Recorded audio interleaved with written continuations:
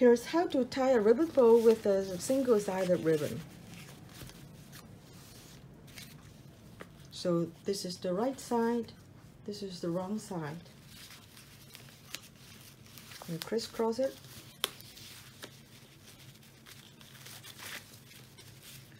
Tie a knot.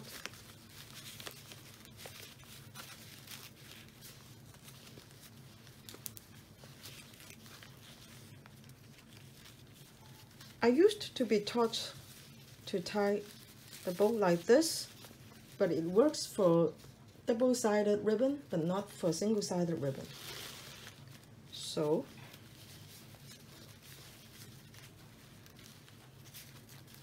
you go 1/2 more round and go to the front and tuck it under the knot.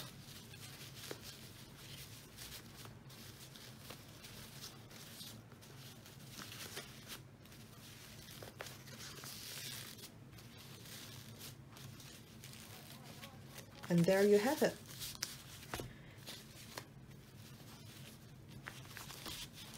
And the ribbon bow should not cover the two lapels or collars of the kimono.